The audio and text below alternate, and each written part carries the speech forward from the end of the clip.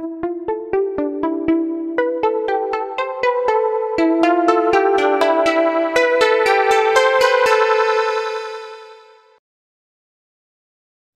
Students, आज के इस वीडियो में अपन बात करेंगे गोलीय दर्पण के बारे में।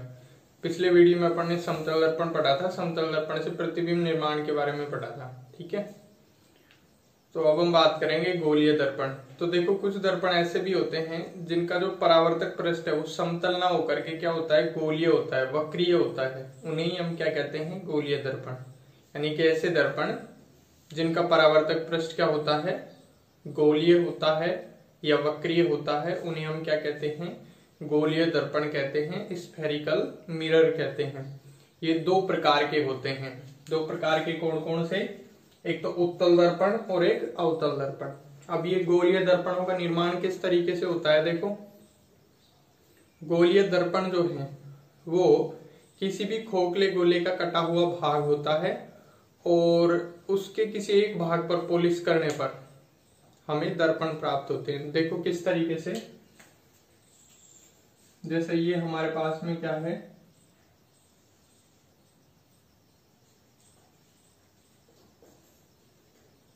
ठीक है, ये खोखला गोला है और इसके अगर इस भाग पर, इस भाग को क्या कहेंगे अपन, अवतल भाग। अवतल भाग पर पॉलिश कर दें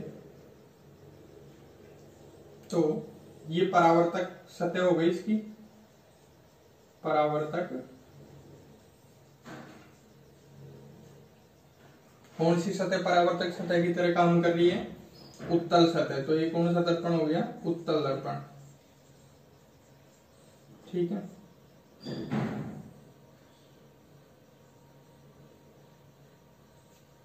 इसी तरीके से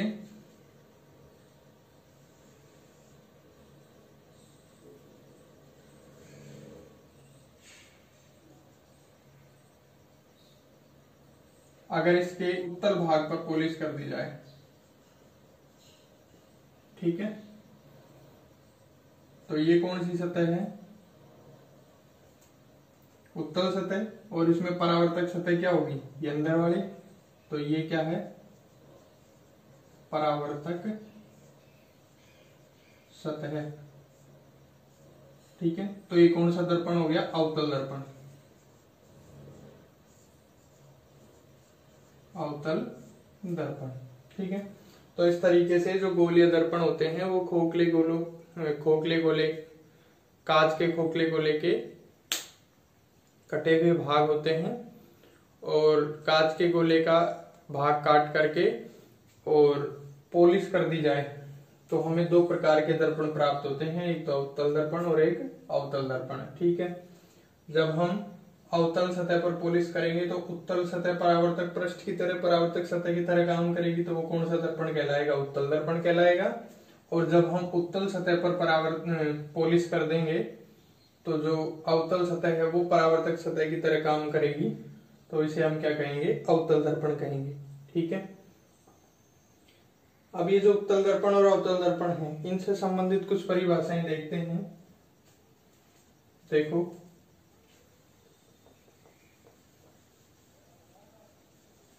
तो देखो, गोलीय दर्पण से संबंधित कुछ परिभाषाएं देखते हैं।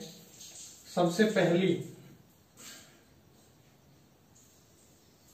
परिभाषा है हमारी द्वारक, जिसे हम कहते हैं अपर्चर। ठीक है, द्वारक क्या होता है? गोलीय दर्पण जो होते हैं, चाहे वो अवतल दर्पण हो चाहे वो उत्तल दर्पण हो, ठीक है, उनके जिस भाग से प्रकाश का परावर्तन होता है उसे हम क्या कहते हैं? अपर्चर कहते हैं या द्वारक कहते हैं। यानी कि जिस भाग पर प्रकाश आपतित होकर के और उसका परावर्तन हो जाता है उस भाग को अपन क्या कहते हैं? द्वारक कहते हैं। या इसके वृत्ताकार चाप जो है ना, उसको अपन क्या कहते हैं? द्वारक कहते हैं। ठीक है, तो यहाँ पे अगर अपन चित्र में देखें तो ये अवतल दर्पण के लिए और ये उत्तल दर्पण के लिए। देखो, अवतल दर्पण में परावर्तन इस तरीके से होता है और उत्तल दर्पण में परावर्तन इस तरीके से होता है। ठीक है, तो इनमें दोनों चित्रों में ए बी जो है वो क्या है? द्वारक है। ठीक है, दूसरा बात करें अपन ध्रुव की, जिसे हम क्या कहते हैं, पोल।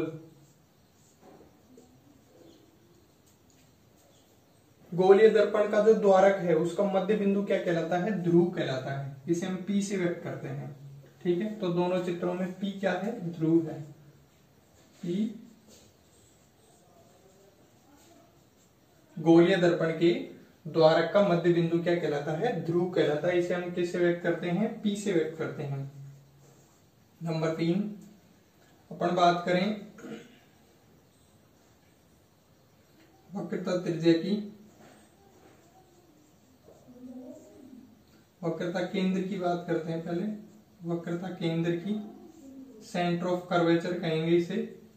वक्रता केंद्र क्या होता है, गोलीय दर्पण को हम जिस गोले का कटा हुआ भाग मानते हैं, ठीक है, या गोलीय दर्पण जो है जिस गोले का कटा हुआ भाग होता है उस खोखले गोले का केंद्र क्या कहलाता है, वक्रता केंद्र कहलाता है। इसे हम किससे व्यक्त करते हैं, C से व्यक्त करते हैं। तो दोनों ही चित्रों में आप लोगों को दिख रहा होगा C क्या है, वक्रता केंद्र है। ठीक है, इसी के साथ अपन बात करें वक्रता त्रिज्या। वक्रता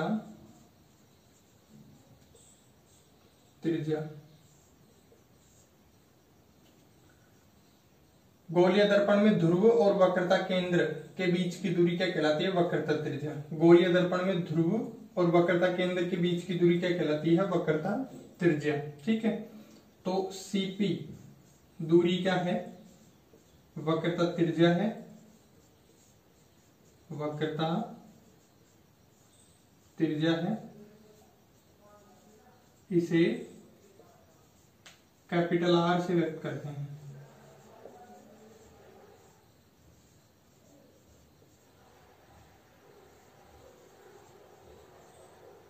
ठीक है, अब अपन बात करें मुख्य अक्ष की।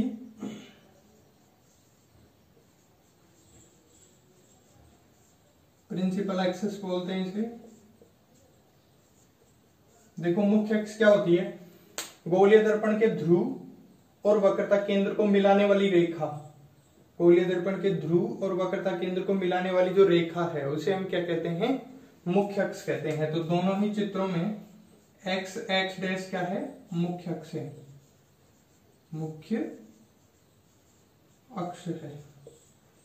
ठीक है, इसके बाद बात करें मुख्य फोकस बिंदु की। मुख्य फोकस या मुख्य फोकस बिंदु। तो देखो मुख्य फोकस बिंदु क्या होता है या मुख्य फोकस क्या होता है, जब गोलीय दर्पण के मुख्य अक्ष के समांतर कोई प्रकाश किरण आपतित होती है।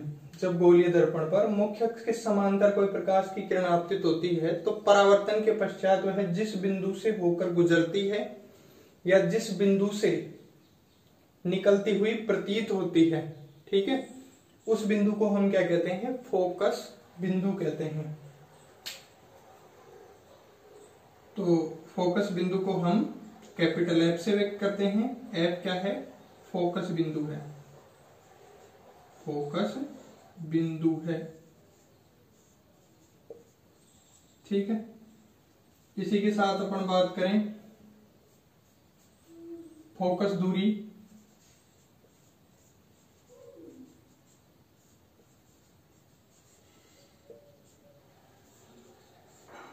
ठीक है, देखो फोकस दूरी क्या होती है, गोलीय दर्पण के ध्रुव और फोकस बिंदु के बीच की दूरी क्या कहलाती है, फोकस दूरी कहलाती है, फोकल लेंथ जिसे हम कहते हैं।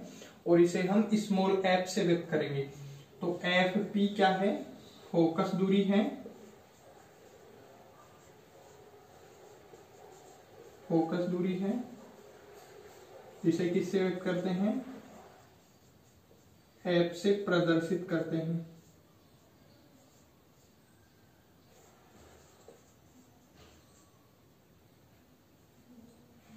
ठीक है, तो ये बात करी अपन ने गोलीय दर्पण की और गोलीय दर्पण से संबंधित कुछ डेफिनेशन देखी अपन ने। ठीक है।